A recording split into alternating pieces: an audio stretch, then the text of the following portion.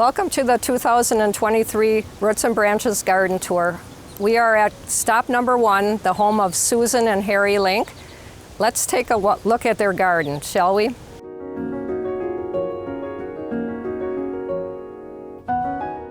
Would you like to tell us a little bit about your garden? I see you have a beautiful fairy garden here and some carnivorous plants over there. Maybe we can walk past them. Yes, I've been living in our house for about 25 years. Gardening's a hobby that's a long-standing hobby. I was inspired by my mother, who has joined us today from Madison. I constructed a fairy garden from little bits of things that I've collected over the years. Some of them from the beach, some from Goodwill. It is very cute. You have some unique things around your yard.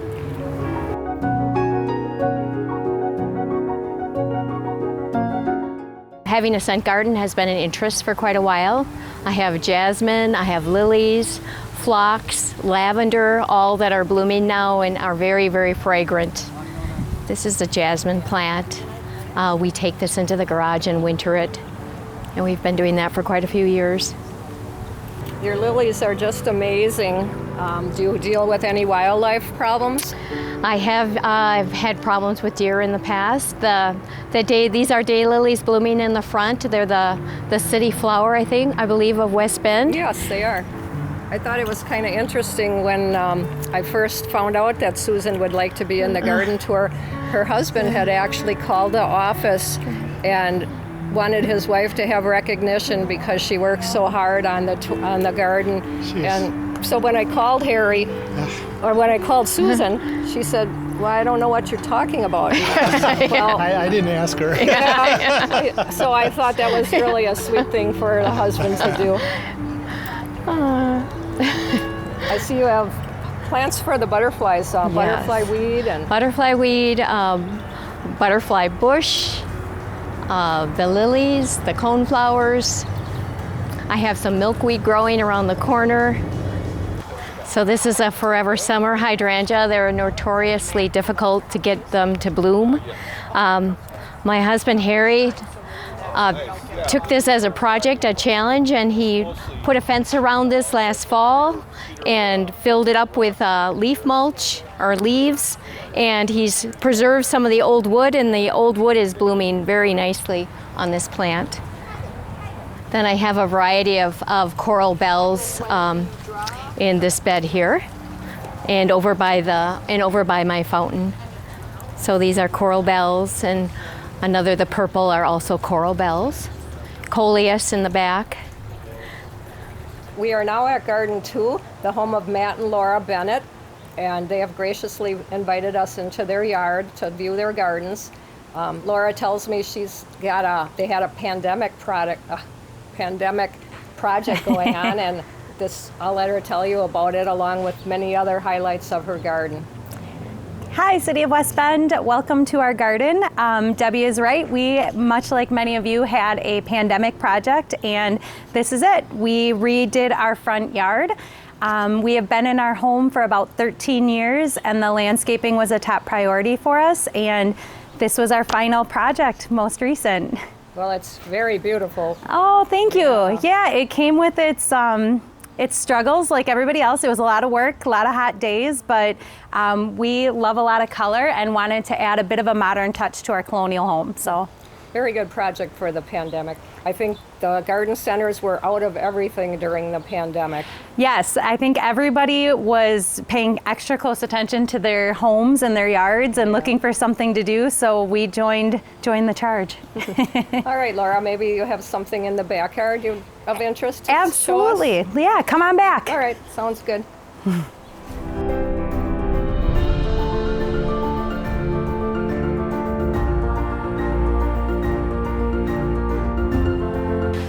Well, I mentioned that our front yard was our most recent project. Our first project when we moved into our house 13 years ago was actually our back patio.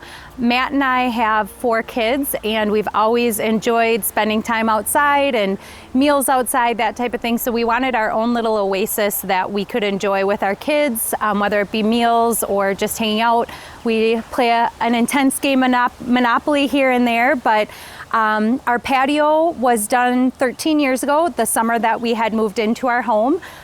We enjoy it. We wanted a place to eat as well as a place to relax. So, and again, we love a lot of color and just kind of making it feel like an extension of our living space. A nice cool shade here with this magnolia tree, you said it is? It is a magnolia tree. So this was actually one of the second endeavors we did.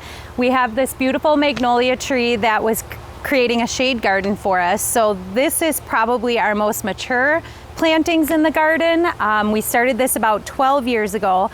Unfortunately, though, this year we found out that our magnolia tree has an insect called magnolia scale. So we are treating for it. We'll have to treat it again in the fall and then a third time in the spring with hopes that we can save the tree.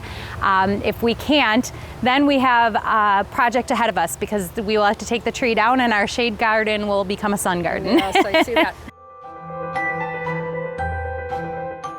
One of the things that drew us to our home 13 years ago was we loved the mature trees. We liked that we had kind of our own little oasis. It created some privacy and lots of different elements of color throughout the season. However, it's also one of our biggest obstacles. Lots of leaves in the fall, lots of shade during the summer, but in the spring, lots of sun, filtered light, that type of thing. So kind of going up against the trees and incorporating them into the landscape and into the garden was something that we had to work with. We made the option of, we manicured the edge of the tree line, and actually we were really lucky. A lot of the perennials that are in our tree line are ones that we harvested from our front yard when we redid that and transplanted them back here, and they all seem to do really well. The deer kind of leave them alone and the bunnies don't do too much to them either, so it's fared well for us. Well, that's wonderful because I see you have hostas, and I know that's one of the deer's favorite plants, so you are lucky. Yeah, we get lucky. The deer tend to go for my begonias and my hibiscus. They walk past the hostas and hit the ones that I'd rather they not. Oh, yeah, unfortunately.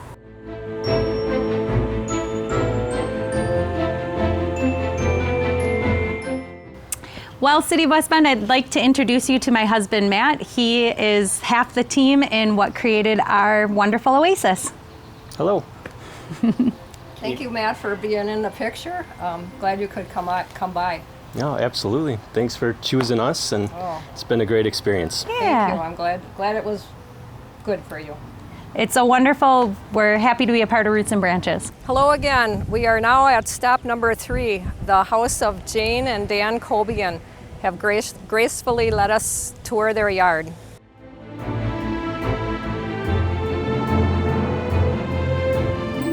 This is a feature that was part of the home when we purchased it. It is operated by a timer system that pumps the water up through the waterfall and back down and recycles the water. So that's a nice feature about it. The birds love it. Most of the flowers that surround this area are all perennials. There's some pond grass over there, and then the rest is just flowers that bloom in season, in stages as we go through spring and summer. Very nice. I'm thinking that could be a cherry tree up there. Is that correct? That is actually a type of crabapple tree. Okay. It blooms in the spring. It's gorgeous, and it's actually doing very well this year. It hasn't dropped its leaves. Normally it drops its leaves really early, but it gets big pink blooms in the spring and then greens up for the rest of the summer. Yeah, it really adds to a nice calming feature in your garden here. Yeah. The Joe Pye weed right in front of there gets some great big purple blooms. It looks like they're just starting to pop, but it's very pretty when it's in full bloom. Is it a monarch attractor? Yes. Most of the plants in this area do attract monarchs. The bee balm up there is amazing. for the red bee balm is wonderful for attracting hummingbirds. We sit on the deck and we're able to just watch the hummingbirds enjoy. 3 or 4 at a time will be around that plant. Yeah, that is gorgeous. And your deck is, I bet it's wonderful just walking out your patio door and you've got a view of the whole garden. from Yes. And the black-eyed Susans are just about ready to bloom. There's quite a few there, but when those are in full bloom, it just really brings all the color together and really makes the garden full and beautiful to look at. there. Very nice. And I love this walkway. Yeah, so this feature here was part of the patio when we purchased the home. The previous owners put in the patio, and I believe they were going for kind of a zen feeling.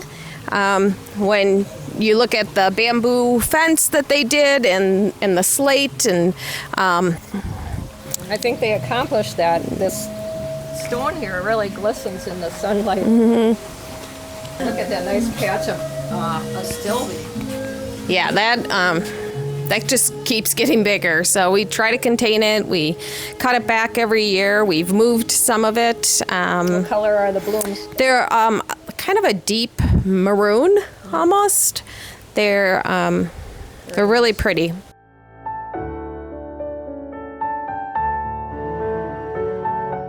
My husband is the gardener of us, and so he researched how to have a garden without it being planted in the ground so that it's portable. We can move it wherever we need to. But it's called a bucket garden. There's 2 buckets, and it's a self-watering with you put the water in through the tube, and it sits in the bottom. The roots grow. There's holes drilled through the bottom of the first bucket, and the roots come down and can drink the water. We have tomatoes and peppers, squash, lots of different, some beans and carrots. And then in the winter, everything is easy to take apart and store and put back out the next year. Very nice. I think the viewers at the garden tour will really like that.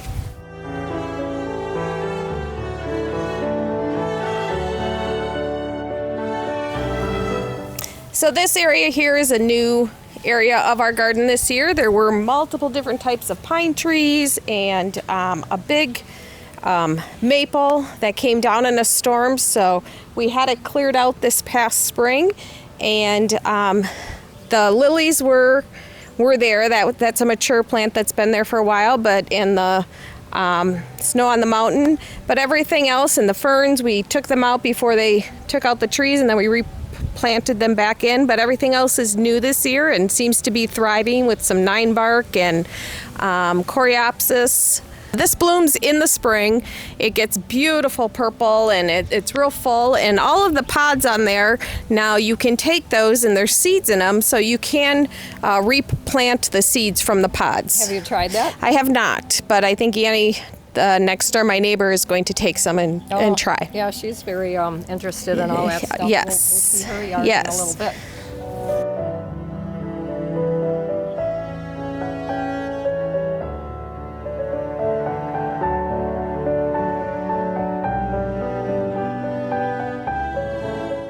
We are now at stop number 4, the house of Annie Brooks and Alan Hinkle. And she too has been so gracious to invite us into her yard.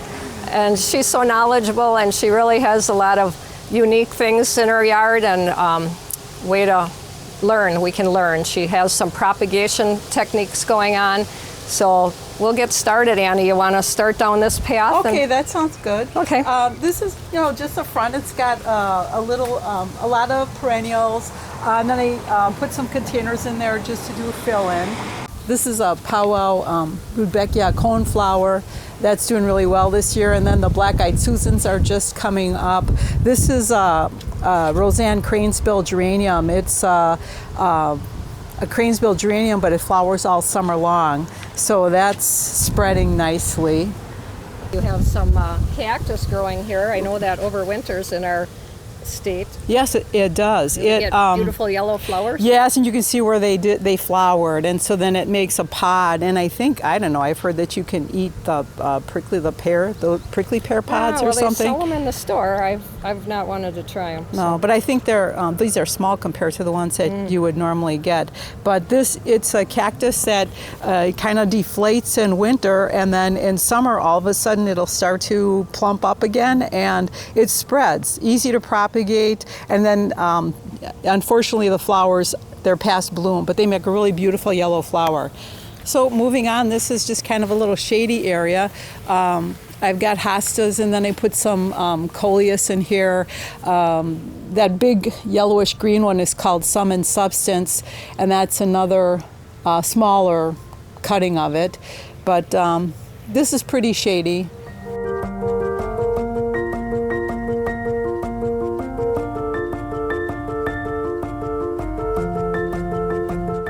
This is Joe Pieweed. It was just a little plant when we moved in, and I thought, well, I'll let it go. So it got big. It'll make kind of like a feathery purplish flower, and the butterflies like it. But this is it's a house plant. It's a fiddle leaf fig, and I got it years ago, and it gets so tall and spindly. So there's a propagation technique that I found online, and if anyone would want to take a picture of that, it just tells you what to look for on YouTube. And you just take sphagnum moss. You have to cut a little bit of the bark away, and then you put sphagnum moss in a water bottle and cover it up in foil so it thinks it's under the ground, and then you can see where the roots are starting. Yeah. So we live along the Conservancy, which is nice. It's nice and quiet and peaceful, except when the kids are on the playground over there, but they must not be in today. But there's stairs that go down there. The wall was here when we moved in. And I think we own part of the property. The parks or the city owns part of the property, but we just keep the grass cut. And then last year, the deer were actually coming up the stairs and eating everything. So we have like a little barrier that we put up there.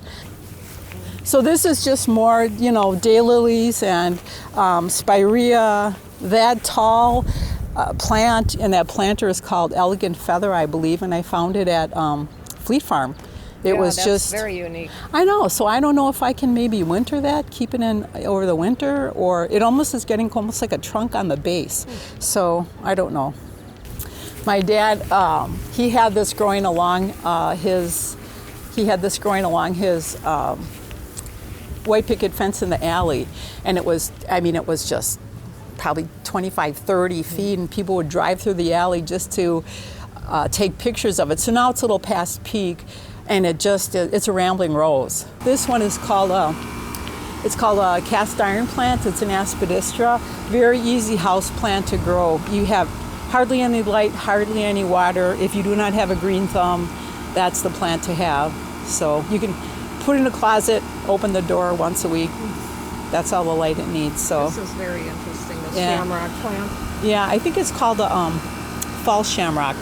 I want to thank you for being in the tour. Oh, and thanks for inviting me. It's an honor. Absolutely. So And you have wonderful neighbors right next door. You can share plants back and forth we do. across the fence. Right, yeah. Jane just says, come on over and bring your shovel, take whatever you want. So I have. But yeah, very nice. All right, so thank you again. All right, thank you. We are now at stop number 5 on the garden tour, home of Alice Iaquinta. Shall we take a peek at what Alice has to share with us? Hi, I'm Alice Iaquinta, and I am garden number 5 on the 2023 West Bend Roots and Branches garden tour. This is my second tour. The first one was in 2011 when my garden was still half done in my mind. I had a plan that I developed in 2000 when I bought the house, and it's taken 23 years to get it to this point. As a teacher, and every summer I would work on a certain area, and each year I did one project. So the most recent project is the stained glass prayer shed.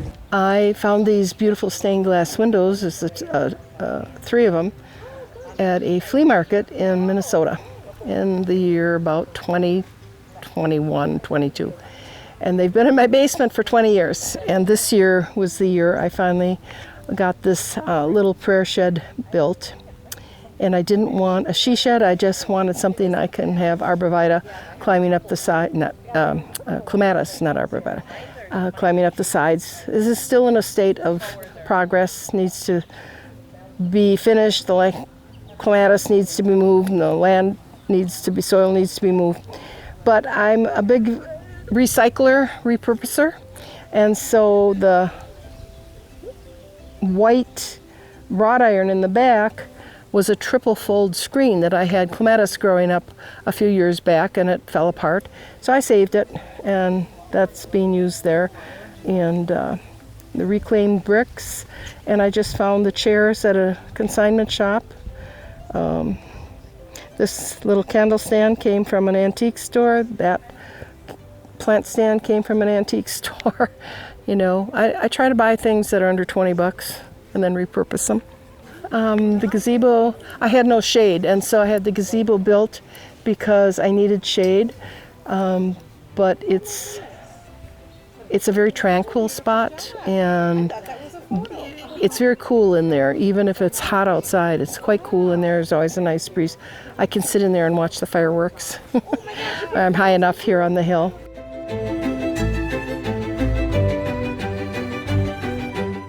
The patio is a 2-tier deck, and I spend a lot of time out there. It's not real fancy, but I enjoy it. I like outdoor wicker. I don't take it in the winter, I cover it, but I don't take it in. And I try to do mostly perennials and lots of interesting variety of perennials, and I plant densely so I don't have to weed. And the most I do is pulling out the grass that comes up, but there's hardly any weeding. When people say, oh, so much to take care of, it really isn't. What it takes care of itself. The rabbits and deer don't eat it down. This little patio back here, I just had the brick pavers put in last year. I did a flagstone patio myself when I first started out, but I was 20 years younger. And there's a little story behind these beautiful chairs. They were pretty decrepit. They looked like that wicker, that really antiquated swing up there, that glider. I had them redone. That cost me a fortune, but they're worth every penny because they are going to last another 25 years. I've had these since about 1990, so you do the math. And they're good for another 30 years. Those are beautiful frames. So I had new wood put on and new hardware. And the deck was a recent addition about 8 years ago. And I had double hungs taken out and my patio put in up there. That's one of my favorite places to sit in the morning with my coffee and look out over my little queendom. I planted everything for privacy because I live right next to a park and people are always walking up and down. So I like this morning because the gardens in the front are all in bloom early spring. I have roses, climbing roses, and peonies, old-fashioned peonies, and Japanese iris and gas plant, and the beds that are all in bloom now, there's nothing in bloom at that time, early in late May and early June. But the trellis over the arbor is all in bloom with roses. And this bed is filled with tulips in the center. When they die back, I pull them out, put the annuals in. But this garden is planted for fragrance. And it doesn't look like much now when you scan the shrubs. It just looks like green bushes. But there's a Jedi viburnum that puts on a beautiful round ball of little tiny flowers that smells like when you get off the plane in Tahiti. And there's ruby regalia, and there's double mock orange, and the fragrance in the front yard is awesome in the spring. So I sit out here with my morning coffee, and this is one of my favorites. This is my little Italian villa courtyard, villa park. And I'm Italian, and I love the way Italians garden in Italy. So that's what I tried to create here. Hello, we are at garden number 6 on the Roots and Branches garden tour.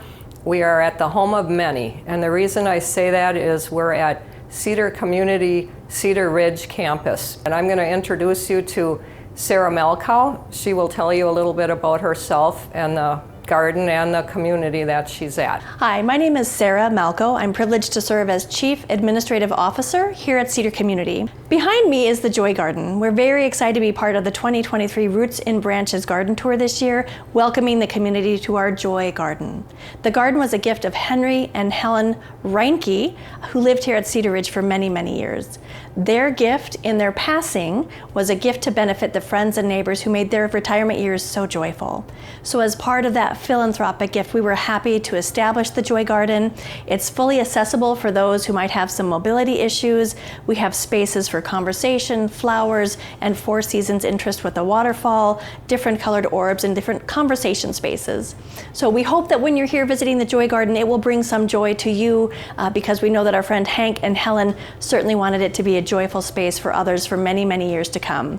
Thank you so much and welcome.